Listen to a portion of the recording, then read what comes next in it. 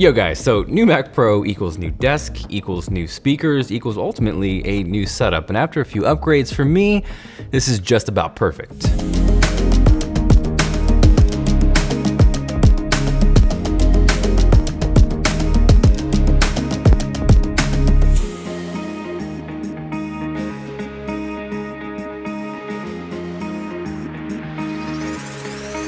So before I jump into the tour, I want to give a quick shout out to today's sponsor, Vectornator, which is a beautiful vector design graphics application that works across iPhone, iPad, or Mac. So it doesn't matter where you leave off or pick up, you're getting the same experience. And the best part about it is that it's free. It's kind of the perfect place to do everything, whether it's illustrations, designs, layouts. The amount of control, the tools, and the flexibility you have is crazy. Yes, it looks beautiful on the Mac Pro and this display, but again, the best part is that it works across all Macs, iPad, and iPhone. And again, it is free. So if you want to learn more and make some awesome stuff, make sure you guys check out the link down below. So rewind to last year, 2019. For most of the year, I rocked a 15 and then 16-inch MacBook Pro, and that included my desktop. I paired it with a 4K LG Ultrafine display, which is incredible, but it's essentially a 24-inch monitor. So going from that to this setup has been really nice. If you've caught any of my Mac Pro coverage, I have openly said this machine is overkill for what most of us need. I include myself on that list, but after using it for a couple months, the number one thing I appreciate most is the silence. Anybody who uses a MacBook Pro, and that includes the new 16-inch model,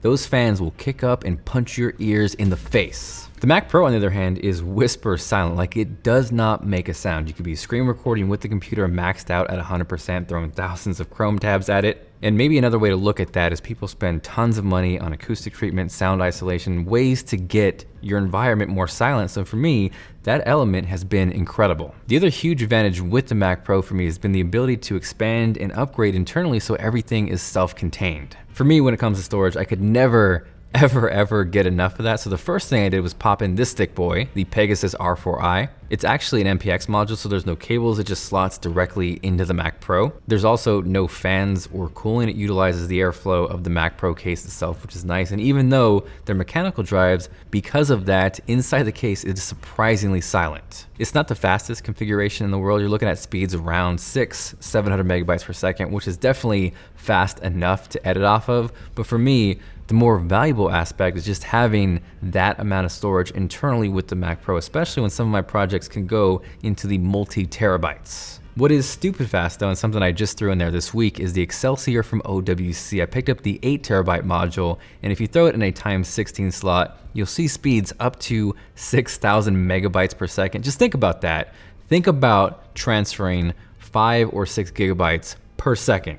It's dumb, but good and fast. For me, because of the configuration, I have it slotted into a x8 slot, and even with that, I'm still seeing speeds around 5,000 megabytes per second. And for reference, the internal Mac Pro drive, which is fast, reads around 2,500 to 3,000 megabytes per second. So you're getting nearly double the performance, which is insane. I'll probably end up using this as my main scratch drive for the current projects I'm working on, and then utilize the Pegasus as more of a backup, kind of moving the older projects over to that.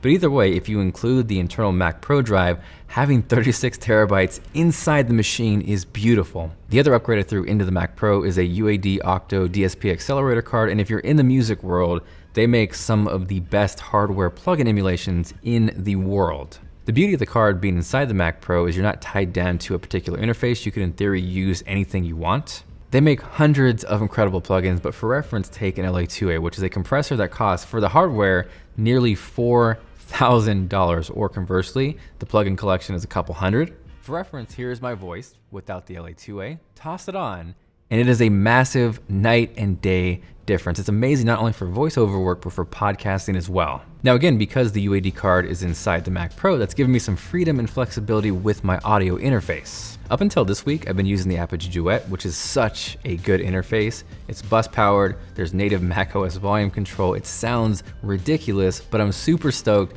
that I got a chance to check out the new Symphony desktop early.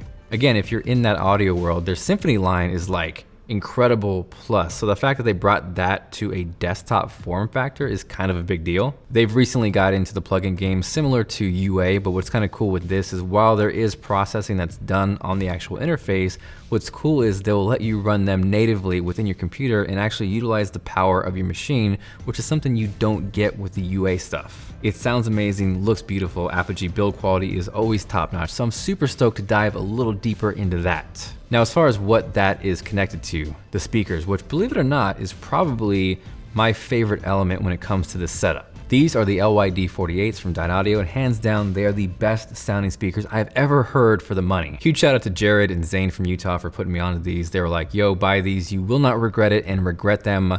I have not. It was probably my favorite purchase from all of last year. The problem was with my previous setup, it just didn't really make sense. They were way too big. Enter the new setup, it absolutely makes sense, and those kind of paired with these ultimate support stands, looks beautiful, sounds insane. The amount of low end that you get out of these is ridiculous, like mind-blowingly ridiculous. There's a sub extension on these, and I swear to you, if you walked in and didn't know better, you would think they were connected to a sub, but it's not like overpowering in your face, muddy low end. It is beautiful, it is crisp, it is clear, and I cannot recommend these enough. The desk itself is the BDI Centro 6401, and I loved the OtterFox I had prior to this. The problem with that though, just a little too small for the Pro Display. That then forced me to look for a bigger option, and this has been incredible.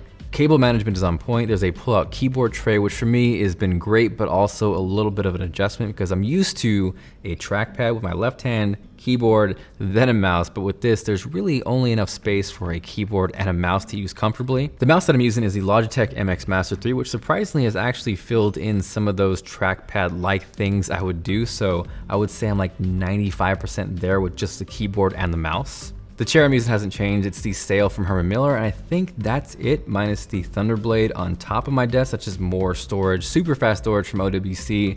But that is the setup tour, the 2020 Mac Pro setup tour. Hopefully you guys enjoyed it. If you did, and you're feeling like being awesome, make sure you guys smash that like button. Thank you guys for watching. This is Jonathan, and I'll catch you guys later.